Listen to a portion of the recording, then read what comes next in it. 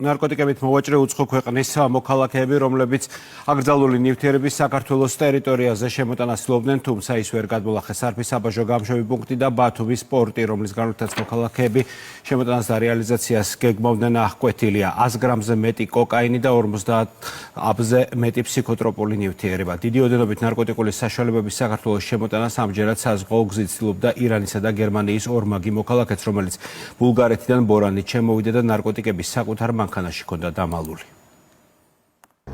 ბათუმის პორტში ბულგარეთიდან ავტომობილებით დატვირთული ბორანი შევიდა. მალევე პოლიციამ ინფორმაცია მიიღო, რომ ერთ-ერთ ავტომობილში ნარკოტიკების სამალავი ჰქონდათ მოწყობილი. მანქანა, რომელშიც 459 აბის სხვადასხვა დასახელების ნარკოტიკი ინახებოდა, კურიერმა ბათუმის პორტში გადაიღო. შავი ფერის მერსედესის მარკის ავტომობილი ბაბაკ ზარე ნაჰადის საკუთრება იყო.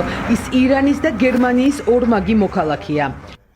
შავი ფერის მერსედესი ახლა დალუქულია და საგამოძიებო მოქმედებების კვალი ეტყობა. კურიერისთვის კიდევ ერთი დეტალი გახდა ცნობილი. ირანის და გერმანიის ორმაგი მოქალაქეობის მქონე მამაკაცი შემოტანილი ნარკოტიკის გავრცელების შემდეგ სხვა ქვეყანაში წასვლას აპირებდა.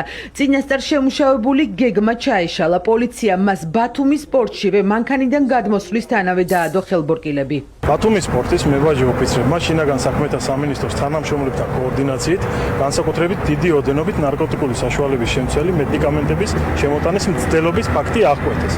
ბულგარეთის რესპუბლიკიდან შემოსულ ბორანზე განთავსებულ ავტომობილების მიმართ საბაჟო კონტროლის განხორციელებისას მებაჟე ოფიცრების მიერ უცხო ქვეყნის მოქალაქის მართვის ქვეშ არსებული ავტომობილის დათვალიერების შედეგად გამოვლენილი იქნა 459 აბი ნარკოტიკული საშუალების შემცველი მედიკამენტები. ცენტრალური კრიმინალური პოლიციის დეპარტამენტის თანამშრომლებმა მებაჟე ოფიცრებთან ერთად კიდევ ერთი ნარკოდანაშაულის ფაქტი აღკვეთეს. სამართალდამცველებმა ამჯერად თურქეთის მოქალაქე 30 წლის ქალი დააკავეს.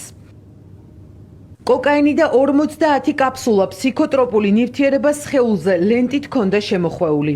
სხეულზე მაულად ჰქონდა განთავსებული, როდესაც გადმოკვეთა საბაჟო გამშვებების სარფის საზღვარი, მებაჟე ოფიცრებმა ცენტრალური კრიმინალური პოლიციის თანამშრომლებთან ერთად შეაჩერეს, იქცეოდა საეჭვოდ, შეიტანეს მასში ეჭვი, ცდილობდა რომ დროულად დაეტოვებია პერიმეტრი და საბაჟო კონტროლისთვის თავი აერიდებია, რის შემდგომ მისი ფიზიკური დათვალიერება განხორციელდა, ბოდისკანერზე სხეულის დათვალიერება და სხეულზე ჰქონდა განთავსებული კოკაინი და ლირიკა.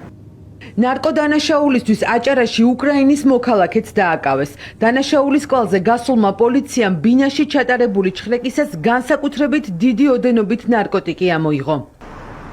უკრაინის მოქალაქე შერეფ ხიმშიაშვილის ქუჩაზე დროებით ცხოვრობდა. ეს კადრები მის ნაქირავე ბინაშია გადაღებული. ცენტრალური კრიმინალური პოლიციის აჭარის მთავარი სამმართველოს თანამშრომლებმა დაფასოებული და გასაყიდად გამზადებული მეთადონის საძინებელი ოთახიდან ამოიღეს.